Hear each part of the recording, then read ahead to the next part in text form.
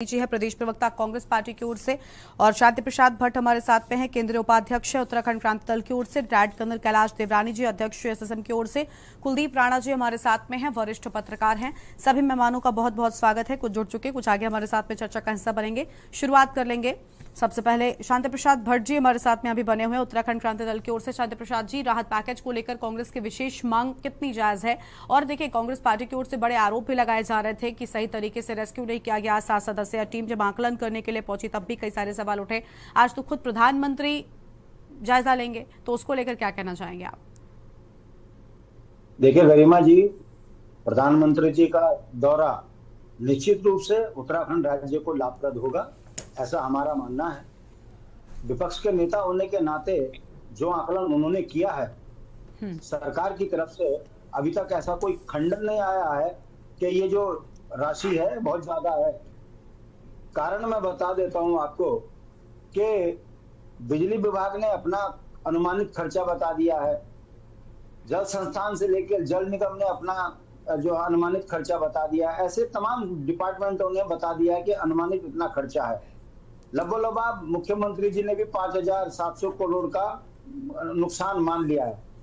ऐसी स्थिति में जब ग्राउंड रिपोर्ट देखी जा रही है, जो उत्तराखंड में आपदा के मानक हैं, उन मानकों के हिसाब से देखा जाए तो जनहानि में जब तक जनता मिलेगी नहीं, मृत्यु मानी नहीं जाएगी। पशु जब तक निकलेंगे नहीं सामने, उनकी फोटो नहीं होगी, वो माने नहीं जाएंगे। तो ऐसे में जिनके होटल दरक गए, उनको कैसे सरकार मानकों में लेकर आएगी?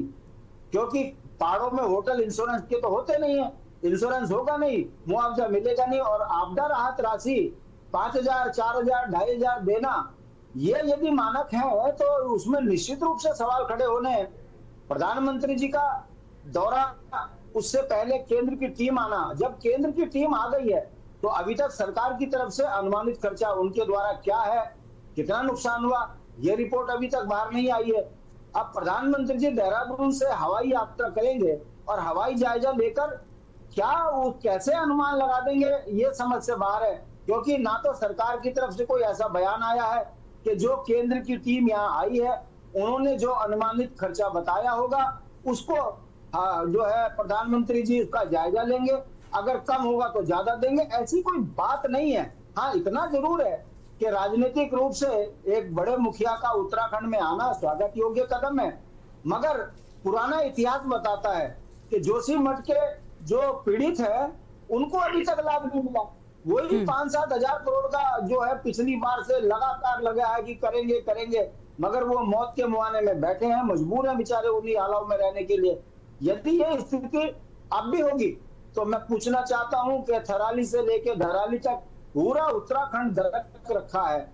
ऑल वेदर रोड से लेकर तमाम branch road, district road disturb है, बिजली के पोल खत्म हो गए हैं। इसी तरीके से बड़े बड़े जल संस्थान के जो पाइपलाइन किलोमीटर तक गायब हैं। तो ये कैसे कर पाएंगे और कितनी जल्दी कर पाएंगे, बजट कब मिलेगा, अभी तो केवल आकलन ही हो रहा है। मेरा कहने का मतलब है, आपदा के लिए जो मानक हैं उस पर यदि सही तरीके से सरकार काम कर रही होती तो 1 महीने में आधा काम हो चुका होता। दुर्भाग्य है अभी केवल एस्टीमेट चल रहा है, और इसी एस्टीमेट के बहाने आप अगली डिबेट में देखेंगे कि फिर हम ये चर्चा करेंगे कि जमीन पर हुआ कुछ नहीं है, मानकों की अनदेखी हुई है और आम लाभार्थी को उसका लाभ नहीं मिला है। अरे करोड़ों के होटल अगर खत्म हो गए किसी के, तो आप उसको कैसे आपदा में देंगे? मुख्यमंत्री जी अभी बता नहीं रहे हैं। और पुश्ता किसी के घर का ढह गया तो पुश्ते के लिए आपदा में कोई मानक नहीं है। और जो कोई जानवर मर गया तो आपदा में जब तक उसकी मौके की फोटो नहीं होगी तो आप उसमें आप मुआवजा नहीं ले सकते। ऐसे ही जो आदमी दब गए, अगर मकान के नीचे दबे हैं, जब तक उनकी फोटो नहीं होगी तो मुआवजा नहीं मिलेगा। ये कहने का मतलब है बहुत बड़ा लोचा है।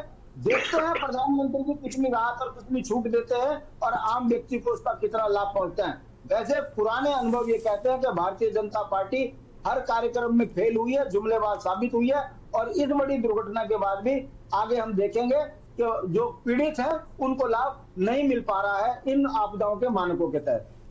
ठीक है, लौटेंगे आपके पास में। कुलदीप राणा जी हमारे साथ में हैं, वरिष्ठ पत्रकार हैं, बहुत स्वागत सर आपका।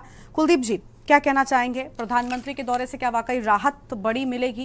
क्योंकि इस बार एक के बाद एक, पहले धराली फिर थराली, अलग अलग जगहों पर, और उसके बाकी अगर पहले चारधाम रूट मार्ग की बात कर लें, सड़कों की बात कर लें, भूस्खलन जिस तरीके से हुआ, बहुत बड़ी आपदाएं हैं और हजारों करोड़ों का नुकसान प्रदेश को हुआ है। देखिए, बिल्कुल अभी केंद्रीय टीम जो आई थी, जो निरीक्षण